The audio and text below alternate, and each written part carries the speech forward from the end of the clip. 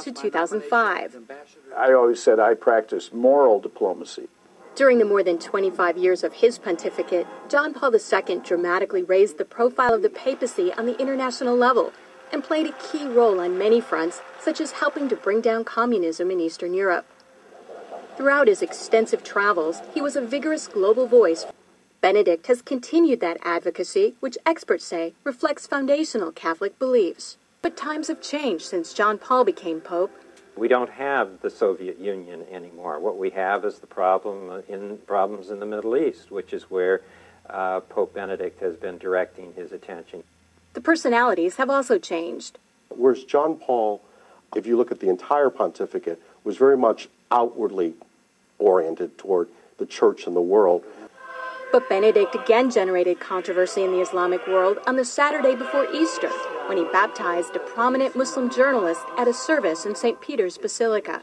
He's also been quietly working to establish relations, something that was not possible during the last papacy, largely because of John Paul's role in the fall of communism in Poland. The Chinese obviously didn't want John Paul II running around China doing the same thing. Most of the time, in places around the world, Vatican diplomats work outside the spotlight, where experts say they often have an advantage. Some question how much government leaders of today truly listen to what the Pope has to say. And that, observers say, is a moral authority that can't be measured by economic strength or military divisions.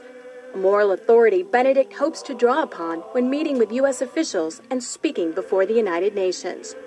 I'm Kim Lawton in Washington. A lot of good Christians in Roman Catholic Church, notice Catholic Church, but unfortunate because they don't understand the history of their church. During Dark Ages, Constantine was the one who united his own people, them pagans, to Catholic Church. And when they unite in the church, because, there was statue worshippers, idols. So when they brought their idols, notice statues in Roman Catholic Church, they began to name them. Instead of Jupiter, they call it Peter. And it's so sad that they give them a lot of Christian names. And they bow down, sometimes they kiss, they worship. But to change the name, that doesn't mean the idol is changed. Friends, so when they take leadership in the church during Dark Ages, they change rules in the church and they come up with a lot of traditions because they can't go by Bible rules. Because like I said, there was pagans. According to 10 Commandments, you don't have to bow down images and statues. If you look Roman Catholic Church, there are 10 Commandments. The second commandment that talks about images, they remove that. And then the 10th commandment, they spread. One of the things that they also did, they persecute a lot of Christians that they protest against their paganism and their traditions.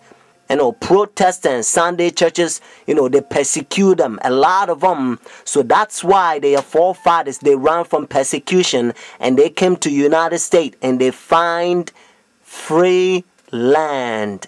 So now we're going to go to Revelation chapter 13 and you're going to learn a beautiful Bible prophecy. Revelation chapter 13 has two beasts. Notice the first beast is Roman Catholic Church and then the second beast is United States.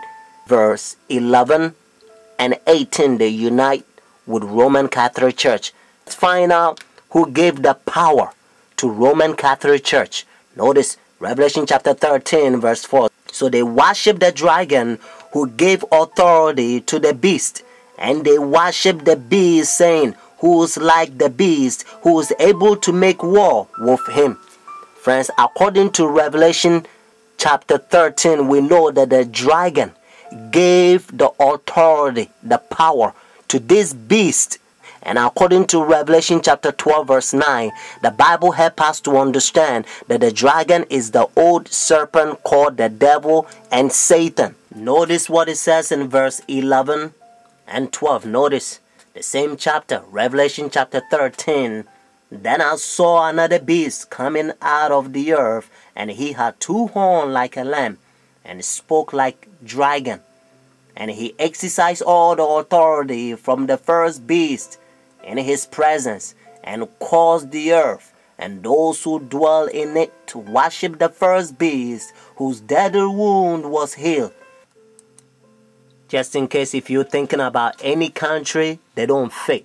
Whether it's China, India, Iraq, or Africa, they don't fit. That's what it says in verse 12. He exercised all the authority, notice, from the first beast, Roman Catholic Church, because when they ran from persecution, they came over here. They don't want to have anything to do with Roman Catholic Church because they used to persecute them, friends. That's what it says. And again, I want you to get this so that you will know that it's the United States. Verse 12, he exercised all the authority from the first beast. But unfortunately, the same verse 12 says, and caused the earth and those who dwell in it to worship the first beast, whose deadly wound was healed. So United States is going to cause the whole world to worship Roman Catholic Church. And that's why now they already have pagan sun worship day, Sunday worship, the Roman Catholic Church. They changed God's holy Sabbath from Saturday to their pagan sun worship day, Sunday worship. So whenever they enforce the law, friends, if you think, well, because I'm not going to buy, I'm not going to sell, and the things is going to be hard, and you don't believe in God, and you doubt his power, if you doubt God who created you, the one who hold your breath, and if you doubt his power, and if you go by their pagan sun worship day, behind the scene is the devil that wants you to worship him, at that time probation will close. Your decision is made. You will be doomed. Revelation chapter 14, God placed a fearful curse on those who receive the mark of the beast, those who worship the devil. But friends, have faith. Jesus Christ will send his angels. Sometimes they will come as a form of mankind, and they will give you a food in the time of trouble. Hebrews chapter 4 verse 7 to 11. Notice what Bible says.